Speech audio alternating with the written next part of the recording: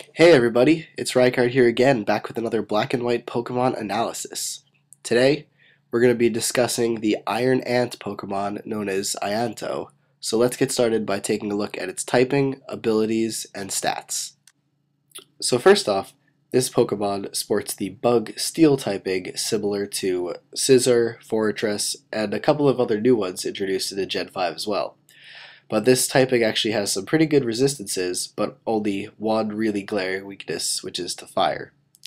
As for the abilities, the first one that it gets is known as Swarm, which is a pretty cool ability that increases the power of Bug-type moves by 1.5 when you are at a third of your health or less.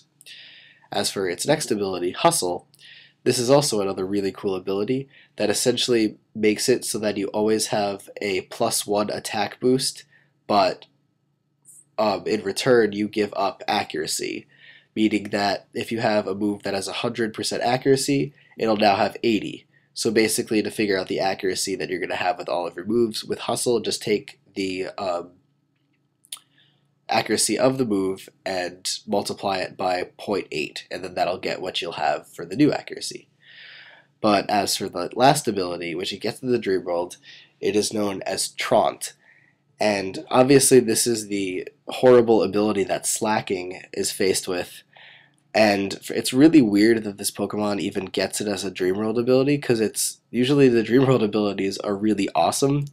But for this Pokemon, it's just a horrible thing to have. And I know that some people are trying to be like, oh, well, you can use this new move known as Make Friends to pass Traunt onto your opponent.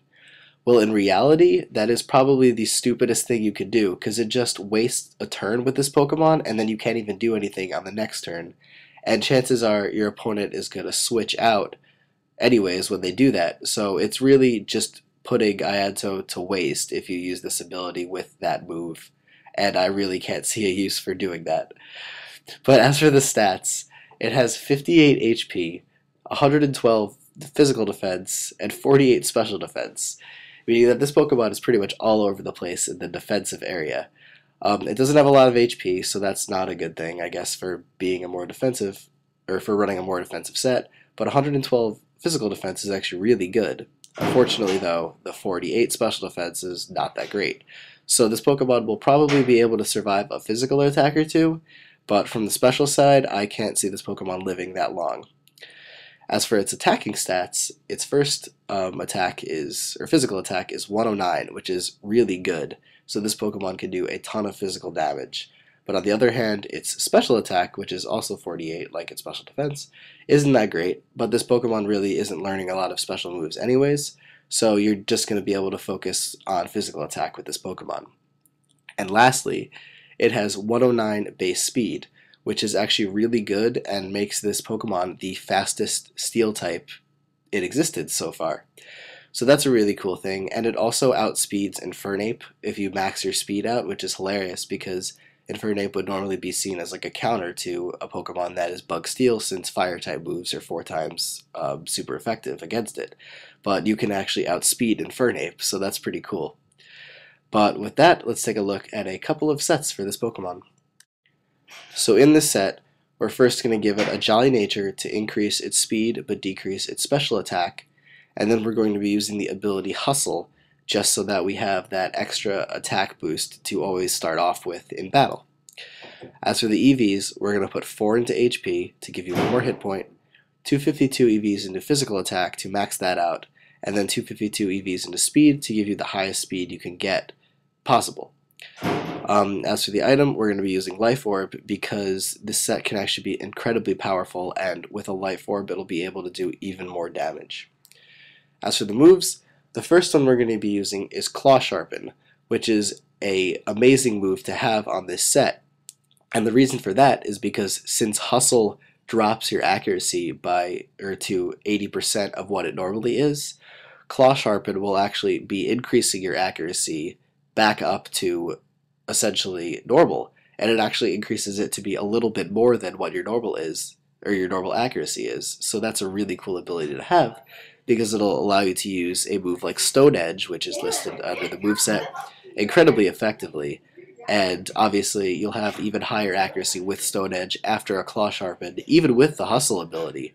So that's really cool and will make it really not miss that often.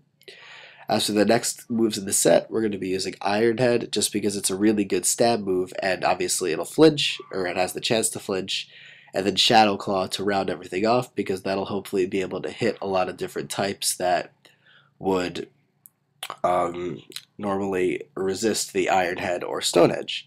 This Pokemon also learns X-Scissor, so that could actually be probably used in place of Claw Sharpen if you want to run maybe a Choice Banded set. Other options for that also could be Thunderfang, which is a really cool move that this Pokemon's fortunate enough to learn, so that'll help you take out annoying water Pokemon that are very bulky, which the majority of them are. As for this next and last set, it's going to be pretty similar to the first one, except designed to do only one thing, which is be able to boost your attack as high as possible. So first we're going to use a Jolly Nature, Hustle, and the same EV spread as the previous set, but for the item this time we're going to be using Leftovers because we're going to be making use of moves that will hopefully cause your opponent to miss.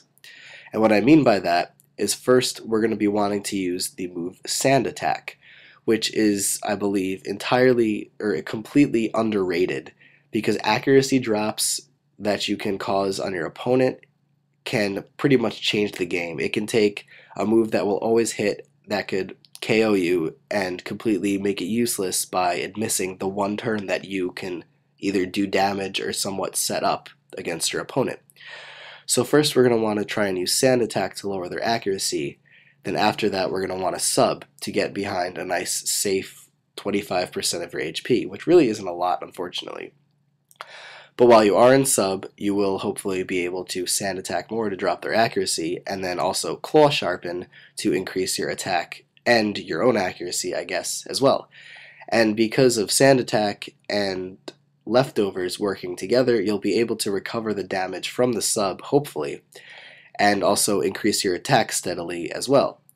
Unfortunately, the best move that we could use with the set is Iron Head, which is resisted by quite a lot of different things. But because of the extra chance to flinch, that'll help the Leftovers increase your HP at the end of every turn as well, since they won't be able to attack and you'll gain more health.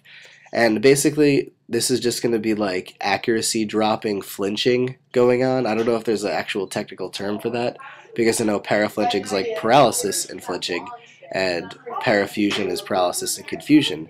But there really isn't a name for accuracy dropping and flinching. So that's what this set is going to be pretty much based on, though. And it actually allows this Pokemon to be pretty unique in the sense of what it can do and be a pain in the butt to take out. And obviously, Sand Attack drops are only present like when the Pokemon stays in, so it'll probably want to switch out if it starts missing stuff to another Pokemon. So you just got to be aware of the fact that obviously something else undoubtedly will be brought in against Aianto to take it out after a bunch of Sand Attacks. But by that point, hopefully you're still just behind a sub and can use a pretty powerful Iron Head after the Claw Sharpens. But obviously the set is kind of gimmicky in a sense, but it was just a for fun one that I wanted to show you guys that could possibly be useful at some point, but not its main attacking set like in the previous one, or at least what I think will be an awesome attacking set for this Pokemon. But that is pretty much it for this video, so I hope you guys liked it. I think this new Pokemon is actually really cool and useful, and even though it doesn't look like much, it can do a hell of a lot of damage because of the ability Hustle and its really high speed and physical attack. So I think that this Pokemon may potentially become a pretty big threat with, or at least a pretty useful physical attacker to have on any team, and will probably be one of the more powerful ones that you can get in this generation. But that's about it. So I will see you guys in my next video, so take care and goodbye.